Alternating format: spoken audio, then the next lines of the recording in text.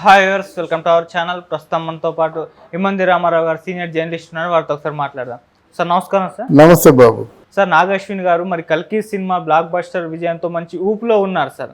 అయితే ఇప్పుడు ఆయన తర్వాత చిరంజీవి గారితో ఒక సినిమా చేయబోతున్నారంటే వార్తలు వచ్చాయి. అందుకు సంబంధించిన వాళ్ళిద్దరి మధ్య డిస్కషన్స్ కూడా జరిగాయని చెప్పేసి మనకు వినిపించాయి సార్.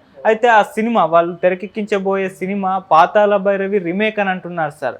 ఎందుకంటే చిరంజీవి గారికి మాయలు మంత్రాలు ఇటువంటి సినిమాలు బాగా ఇంట్రెస్ట్ అంట. అదే విషయాన్ని నాగ్ అశ్విన్ గారు కూడా చెప్పారంట. అందుకే పాతాళ భైరవి రీమేక్ చేస్తే బాగుంటుందన్న ఆలోచనకు వచ్చారని చెప్పేసి వార్తలు అయితే వినిపిస్తున్నాయి సార్. మరి దాన్ని రీమేక్ చేస్తే ఏ విధంగా ఉంటుంది? ఈ వార్తలు నిజమేంటుంది సార్? అంటే ఇక్కడ మనకి రైట్ టైంలో రైట్ డెసిషన్ తీసుకునే ఆలోచన ఇద్దరికీ ఉంది. ఎవరికి? అశ్విని దత్ గారికి ఉంది, చిరంజీవి గారికి ఉంది. అందువల్ల ఇట్లాంటి ఆలోచన వాళ్ళకి వచ్చిందని నేను నమ్ముతున్నాను. రెండవది, అశ్విని దత్ చిరంజీవి గారి కాంబినేషన్లో జగదేక వీరుడు అతిలోక సుందరి ఆ సినిమా ఎంత హిట్టో మీకు తెలిసిందే కదా. తర్వాత ఎవరైనప్పుడు కూడా మనం లోగడ చెప్పుకున్నట్టు నాగ్ అశ్విన్ ఘటికుడు సినిమాని ఏ సినిమానైనా సరే ప్రస్తుత వాతావరణానికి, ప్రస్తుత ముఖ్యంగా ప్రేక్షకుల అభిరుచికి తగ్గట్టుగా తీసే శక్తి, యుక్తి రెండు ఉన్నాయి. దాన్ని నడిపించే శక్తి అశ్విని దత్తుకు ఉంది. దాన్ని ఇష్టంగా కష్టపడే శక్తి చిరంజీవికి ఉన్నాయి. నిజంగా చిరంజీవి గారు ఎన్నాళ్ళ బట్టు ఎదురు చూస్తున్నారనే చెప్పాలి. ఎందుకంటే ఈ గాడ్ ఫాదర్లు, ఆచార్యులు, తర్వాత ఏమో ఏదో వైజాగ్ సినిమా ఉంది కదా, వీరస్వామి, ఇది ఏదో వాల్తేరు వీరయ్య, ఇట్లాంటి సినిమాలు చేసి ఆయన స్థాయికి తగ్గట్టు సినిమాలు కాదు ఇవి. కనుక ఒకవేళ చిరంజీవి గారు ఈ నిర్ణయం తీసుకున్నారన్న వార్తే కరెక్ట్ అయితే సరైన టైంలో సరైన నిర్ణయం తీసుకున్నారు. ఈ సినిమాకి పెద్ద డేట్స్ కూడా అవసరం లేదు. నాగ్ అశ్విన్ తాలూకు వర్క్ సౌలభ్యం ఎలా ఉంటుందంటే పాత ఎన్ఐటి బ్యానర్లు అలాగే చేసేవారు. సినిమాని ఒక్కసారి కొట్టేవాడు కాదు, ఓ షెడ్యూల్ వేసిన తర్వాత అసలు ముందు ఏ రోజు షూటింగ్ ఆ రోజే చూసుకునేవాళ్ళు. వాళ్ళు ఈరోజు షూటింగ్ అయిపోయింది కదా, నైట్కి ఏమో వెళ్ళిపోయేది, ఉదయానికి ప్రింట్ అయ్యి వచ్చేసింది. వాహిని స్టూడియో ఏ థియేటర్లో వాళ్ళు రసెస్ చూసుకునేవాళ్ళు.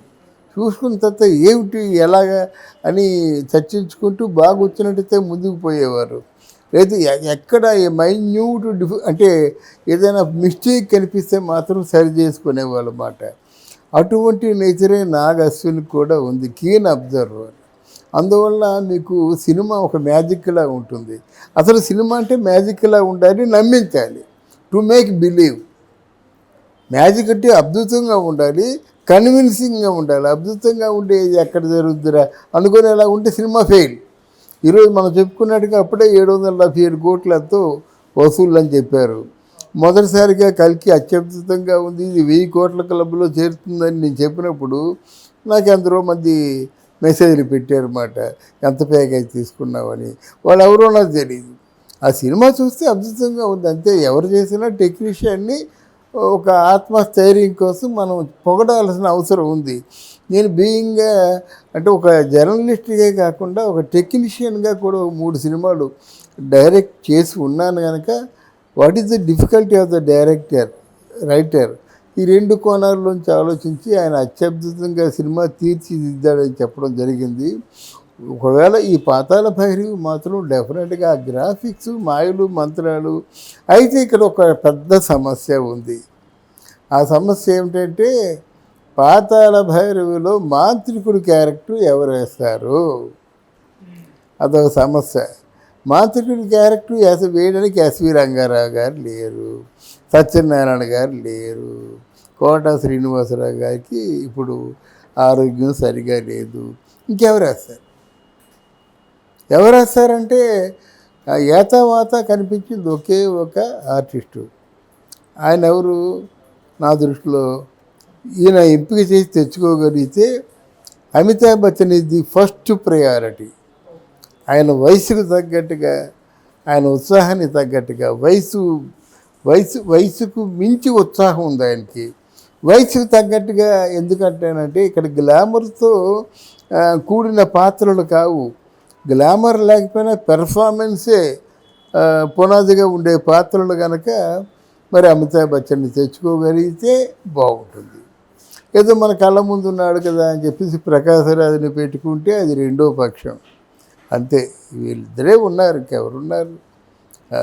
ఒకవేళ ఎవరైనా ఈయన మాటకి కట్టుబడి చేయాలంటే రజనీకాంత్ లాంటి వాళ్ళు ఎవరైనా చేసినట్టు యాక్టింగ్ మీద ఇంట్రెస్ట్ ఉన్నాడు, అది బాగుంటుంది. కానీ ఫస్ట్ ప్రయారిటీ మాత్రం అమితాబ్ బచ్చన్ ఉంటే మాత్రం ఇదో మరి చరిత్ర అవుతుంది.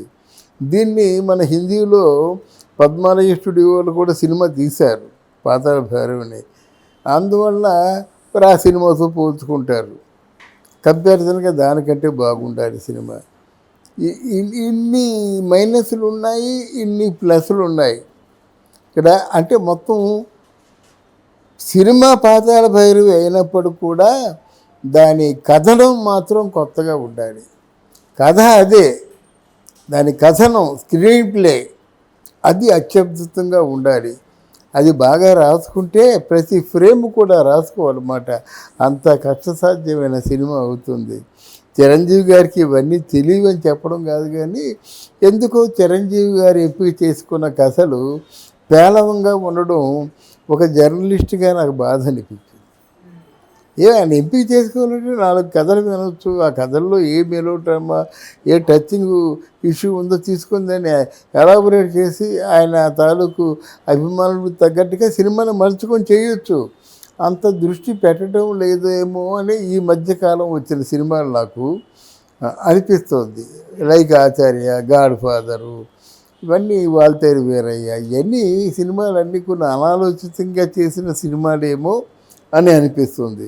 పేలవంగా ఉన్నాయన్నారు కదా, Godfather, Acharya, Waltair Veerayya. Godfather, Acharya okay, Waltair Veerayya super hit అయింది కదా. సూపర్ హిట్ కావాల్సిన పరంగా హిట్, కానీ ఆ సినిమా చూసినప్పుడు మరో సినిమా గుర్తుకు రాకూడదు మనకి. మరి రిక్షా వాడ ఏదో ఉంది కదా సినిమా, ఆ సినిమా రిక్షా మీద బేస్ అయి ఉంటుంది.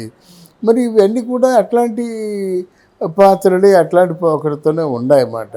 వాల్తేరు వీరయ్య హిట్ అయినప్పుడు కూడా చిరంజీవి గారు ఈ వయసులో ఈ స్థాయిలో ఉండి పద్మ విభూషణ్ తెచ్చుకొని ప్రపంచాన్ని అబ్బురపరిచే విధంగా సినిమా ఉండాలి, కానీ జస్ట్ లైక్ దట్ అంటే సినిమా కాదు.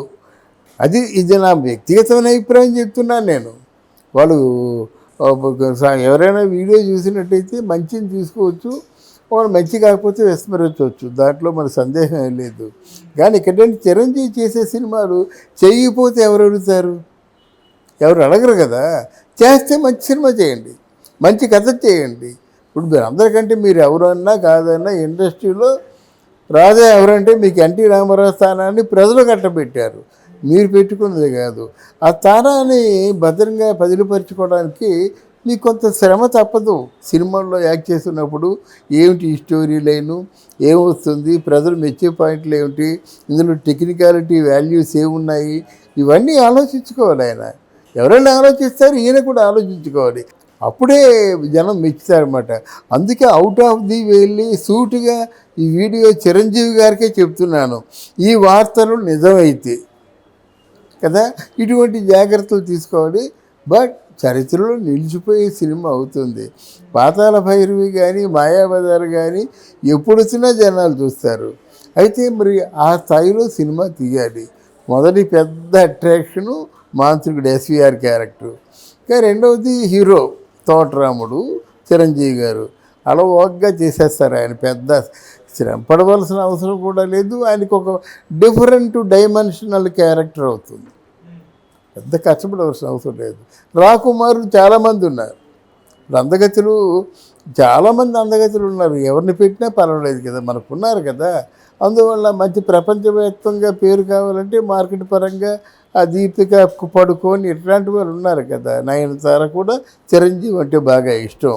వీళ్ళందరూ కూడా బాగా 20 కోట్లు, 40 కోట్లు, 100 కోట్లు. ఈ మధ్య దీపిక పడుకొని 75 కోట్లకి సైన్ చేసింది. అందువల్ల ఇట్లాంటి వాళ్ళు ఎవరైనా వచ్చి అభిమానంతో వచ్చి చేసినట్టయితే చాలా మంచి సినిమా అవుతుంది, ఇంటర్నేషనల్ సినిమా అవుద్ది అన్నమాట. ఇది సామాన్యమైన సినిమా అవ్వదు ఈ వార్త నిజమైతే. అలాగని నాగశ్వినికి ఇప్పుడు సహజంగా ఏదైనా సడన్గా ఊహించినటువంటి సక్సెస్ వస్తే మైండ్ సెట్ మారుతుంది. ఆ మైండ్ సెట్ మారడం వల్లే ఒక బాపు, ఒక విశ్వనాథ్, ఒక దాసరి. అర్థమైందా? తొలి సినిమాని ఎలా చేశారో ప్రతి సినిమా కూడా ఒక అగ్ని పరీక్షలా భావించి సినిమా చేస్తే బాగుంటుంది. అది కాకుండా మైండ్ సెట్లు మారిపోతే మరి దూకుడు ఎంత హిట్టు, తర్వాత ఆగడు ఎంత ఫ్లాపు, ఇలా అయిపోతుంది అన్నమాట. దానికి కారణాలు ప్రత్యేకంగా అంటే గర్వం బ్రెయిన్లోకి రాకూడదు, అహంకారం బ్రెయిన్లోకి రాకూడదు. ఆ సినిమా హిట్ అయింది, ఈ సినిమా హిట్ అవ్వాలని లేదు కదా. ఈ సినిమాలో హిట్ అయ్యే అంశాలు ఏమిటి, నేను తీసుకోవాల్సిన జాగ్రత్తలు ఏమిటి, నా ముందున్న అగ్ని పరీక్ష ఏమిటి, ఈ పరీక్షని నేను తట్టుకోవాలంటే ఏం చేయాలి ఇత్యాది విషయాల గురించి డైరెక్టర్కి సమగ్రమైనటువంటి అవగాహన కావాలన్నమాట. అలాగే హీరోకి ఇప్పుడు ఆయన పేరు పోతుంది కదా, అటువంటి వ్యక్తి చరిత్రలో నిలిచిపోయే సినిమాలు కొన్నే ఉన్నాయి. అలా కాకుండా ఈ సినిమాని అత్యద్భుతంగా పెర్ఫార్మెన్స్ చేసినట్టయితే ఇక్కడ కొంచెం కథ మార్చుకోవడం ఏంటంటే, ఆ మాంత్రికుడు క్యారెక్టర్కి ఎంతైతే ప్రిఫరెన్స్ ఇచ్చారో రాజకుమారుడు అంటే ఈ తోటరాముడు క్యారెక్టర్ కూడా అంతే ప్రిఫరెన్స్ ఇవ్వాలి. అది తెలుసు, డైరెక్టర్ తెలుసు, మనం అంతవరకు చెప్పాల్సిన అవసరం లేదు. కానీ ఇది చిరంజీవి గారి ఇమేజ్ తగ్గట్టుగా ఉండడం కోసం చెప్తున్నాను నేను. అది అందువల్ల చాలా చక్కటి నిర్ణయం. చాలా అన్ని భాషల్లో కాకుండా ముఖ్యంగా ఇది ఓవర్సీస్ మార్కెట్ బాగా చేస్తుంది. అప్పుడు పాతాళ భైరవి హిందీలో మన పాతాళ భైరవి అప్పుడు ఓవర్సీస్ మార్కెట్, తర్వాత తెలుగు సినిమాల మీద అంత మనసు పెట్టినటువంటి వాళ్ళు ఎవరు లేరు. ఇప్పుడు టాలీవుడ్లో సినిమా వస్తుందంటే బాలీవుడ్ డిస్ట్రిబ్యూటర్లు రెడీగా ఉన్నారు. కాలీవుడ్లో యాజ్ రిలీజ్ అయిపోతుంది, కర్ణాటకలో డబ్బింగ్ చేసుకుంటున్నారు, మలయాళంలో డబ్బింగ్ చేసుకుంటున్నారు, ఉత్తరాదిన మొత్తం అన్ని టెరిటరీస్ కూడా సినిమాలు ఆడుతున్నాయి. టెక్సాస్, కాలిఫోర్నియా, కెనడా ఈ ప్రాంతాల్లో తెలుగు సినిమాలు బాగా ఆడతాయి. ఈ ప్రాంతాల్లో మన వీడియోస్ విపరీతంగా చూస్తున్నారు, తెలుగంటి పడిచేస్తారన్నమాట. కనుక ఇటువంటి జపాన్ ఒకటి కొత్తగా వచ్చినటువంటి మార్కెట్. ఫస్ట్ రజనీకాంత్ తెచ్చుకున్నాడు, తర్వాత ప్రభాస్ తెచ్చుకున్నాడు. మళ్ళీ ఈ ప్రభాస్ మూవీ కలికి చూడండి ఎలాగ ఆడుతుందో. అలాగే చిరంజీవి సినిమాలకు కూడా అంత రన్ ఉంటుంది, అంత రెవెన్యూ ఉంటుంది. కనుక మనం శుభం చెప్దాం, శుభం భూయాత్. ఓకే సార్, ఇప్పుడు అంటే కల్కి సినిమా అంత పెద్ద బ్లాక్ బస్టర్ హిట్ అయింది కదా, ఇప్పుడు ఒకవేళ పాతాళ భైరవి వస్తే దాని ఇంపాక్ట్ దీనిపైన కూడా ఉంటుంది. అంటే ఆ రేంజ్ కలెక్షన్స్ బీట్ చేసే అవకాశం ఏమైనా కనిపిస్తుందంటారా సార్ పాతాళ భైరవి? లేదండి. ఎందుకంటే మనం ఒక టైప్ సినిమాలు చూడడానికి అలవాటు పడిపోయాం. అంతకుముందు ఫర్ ఎగ్జాంపుల్ ఏదో భరించకూడని వార్త విన్నాం అనుకోండి, ఇప్పుడు సముద్రాలు పొంగిపోతాయి, గ్రాఫిక్స్లో ఏవేవో చేసేస్తున్నారు. ఫర్ ఎగ్జాంపుల్ మూగ మనసుల్లో సావిత్రి గారు, నాగేశ్వరరావు గారు ప్రాణ స్నేహితులు లాంటి వాళ్ళు. ఆ సావిత్రి గారు అత్తారింటికి చూస్తుంది, ఇలా చూస్తాడు, ఆ నుదుట కుంకుమ ఉండదు అంటే కావాడికి ఎంతంటే ఇంకా తట్టుకోలేడన్నమాట. ఏడ్చేస్తాడు, బండిని గుద్దుకొని తల బాదుకొని ఏడ్చేస్తాడనమాట. అదే ఇప్పుడైతే అలా కాదు, అసలు మొత్తం ప్రపంచం అంతా భూగోళం బద్దలైపోయినట్టుగా చూపించేస్తారు. అప్పుడు ఆర్టిస్టులు ఏం చేసేవారంటే, ఈ భూగోళం బద్దలైపోయింది, భూకంపం వచ్చింది అన్నది కేవలం వాళ్ళ నటన ద్వారా వాళ్ళ ఫేసులో చూపించేవాళ్ళు. ఆ చూపించిన దానికి సినిమా థియేటర్ అంతా ఏడ్చేవాళ్ళు అన్నమాట. అంత నటనని రాబట్టుకునేవాళ్ళు. ఇప్పుడు అంత నటన చేసేవాళ్ళు తక్కువ, రాబట్టుకునేవాళ్ళు తక్కువ. అంత ఓపిక ఎవరికి లేదు. అంత టెక్నికల్ వాల్యూసే అంతే. అంతేగాని అప్పుడు అలాగా రామారావు, నాగేశ్వరరావు గారు ఎన్ని బాధలు పడ్డారు, ఎన్ని దెబ్బలు తిన్నారండి వాళ్ళు. అంటే రియాలిటీకి ప్రాణం ఇచ్చి రామారావు గారికి చాలా దెబ్బలు తగిలాయి కదా, నాగేశ్వరరావు గారికి, ఇప్పుడు లోకనాయకుడు కమల్ హాసన్కి ఇప్పుడు కాళ్ళు చేతులు విరిగిపోవడమే కదా ఏదో ఒక. అందువల్ల మరి పాతాళ భైరవి సినిమాలో ఏ రోజైనా బెనిఫిట్ షోలా చూస్తారు కానీ ఆడియన్స్ చూడరు. దీన్ని కూడా కొత్త ధర అది చెప్తున్నాను. ఆ పాతాళ భైరవిని ఈరోజు ఆడియన్స్కి పట్టేలాగా తీయాలి. ఆయన తీస్తాడు ఆ సమర్థుడు. ఈరోజు ఆడియన్స్ వాళ్ళు ఓన్ చేసుకోవాలి, ఇదే కదా అనుకోవాలి. దాని తర్వాత ఎలాగా ఉంటుంది గ్రాఫిక్స్, లొకేషన్స్, వీళ్ళ అద్భుతాలు అలాగా ఉంటాయి. ఎందుకంటే గ్రాఫిక్స్ అంటాను, అద్భుతాలు వాళ్ళు పాపం ఆ రోజుల్లో ఏ టెక్నికల్ వాల్యూస్ లేకుండా ఎవరో మార్కెస్ బారెట్లే, రెహమాను వీళ్ళు రవికాంత్ నాగాయిచ్చు, మల్లి ఇరానీ ఇట్లాంటి వాళ్ళు ఏదో అమెరికా నుంచి వచ్చి స్పెషల్ ఎఫెక్ట్స్ చేసేవాళ్ళు. ఇప్పుడే ఉంది, ఏవి చేయాలనుకుంటే చేయొచ్చు. ఏమీ లేకుండా అంత బాగా చేశారు. అర్థమైందా? ఇప్పుడు మాయాబజార్లో లాహిరి పాట ఉందనుకోండి, నైట్ ఎఫెక్ట్ ఎంత బాగుందండి. నైట్ ఎఫెక్ట్లోనూ వెన్నెల కిరణాలు ఆ నదిలో పడడం ఎవరు చేస్తారండి ఈ రోజుల్లో? అందువల్ల ఇప్పుడు బాగా టెక్నికల్గా బాగా ఒక నటీనటులకి చాలా హెల్ప్ అవుతుంది. ప్రేక్షకులకు కూడా కన్నులో పండుగగా ఉంటుంది. ఇప్పుడు టెక్నికాలిటీ ప్రేక్షకులు తెలిసిపోయిన తర్వాత ఈ సన్నివేశాన్ని ఇలా చేస్తే బాగుంటుందని వాళ్ళు చెప్తున్నారు. మరి ఇవన్నీ దృష్టిలో ఉంచుకోవాలి. నాగశ్విన్ కానీ చిరంజీవి గారు కానీ. లేదు మనల్ని చూస్తారనుకుంటే చూస్తారు, కానీ పక్కనే కూడా చూస్తారు కదా. ఇప్పుడు ఖైదీ సినిమా ఎందుకు హిట్ అయింది? అది దాని తాలూకు బ్యాక్గ్రౌండ్ వేరు, దాని తాలూకు పునాదులు వేరు, చిరంజీవి తాలూకు అభినయం వేరు, పాటలు వేరు. ఇవన్నీ కూడా మరి అది భూత నా భవిష్యత్తు. అలాగే ఆ రోజుల్లో చిన్న వయసులో చేసిన నాకు బాగా నచ్చుతుంది ఆ సినిమా పున్నమి నాగు.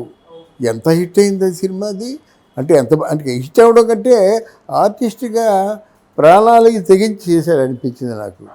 తర్వాత ఇంకొక సినిమా అంటే ఎప్పటి నుంచో చెప్దాం అనుకున్నాను, చిరంజీవి గారి ప్రస్తావన వచ్చింది కాబట్టి చెప్తున్నాను. తర్వాత ఇంకొక సినిమా చంటబ్బాయి. ఎంత గొప్ప సినిమా అండి. చిరంజీవి ఎంత కష్టపడి చేశాడండి. నిజంగా అసలు ఆయన జీవితంలో అంత సినిమా చేయడం అన్నది ఆయన ఇమేజీ పూర్తిగా మరిచిపోయి ఒక చంటబ్బాయినే అలా ప్రతిష్ఠించాడు. ఇప్పుడు చంటబ్బాయి టీవీలో వస్తుంటే ఇంట్లోంచి ఎవరు కదలరు, అలా ఉండిపోతారన్నమాట. మరి ఆ చంటబ్బాయిని కానీ విదేశాల్లో వేస్తే తెలుగు కంటే బాగా కలెక్ట్ చేస్తుంది. చంటబ్బాయి సినిమాని ఇంగ్లీషులో తర్జుమా చేస్తే తెలుగు కంటే ఎక్కువగా బాగా ఆడుతుంది. అలాగే ఆపద్బాంధవుడు ఎంత గొప్ప సినిమా అండి, ఆశ్చర్యమే. తర్వాత ఉయ్యాలవాడు నరసింహారెడ్డి. ఆ సినిమా ఎందుకంటే అంటే ఫెయిల్ అయింది అర్థం కాల. ఇక్కడ మనం ఆలోచించవలసింది ఏంటంటే అంత గొప్ప కథని ఎందుకు ప్రేక్షకులకి అందించలేకపోయాడు, ఎందుకు ప్రేక్షకులు కనెక్ట్ కాలేకపోయారో వీటిని మంచి బింజిన సినిమాగా చేస్తారని ఆశిద్దాం. Okay sir, thank you so much. Thank you అమ్మ, థ్యాంక్ యూ.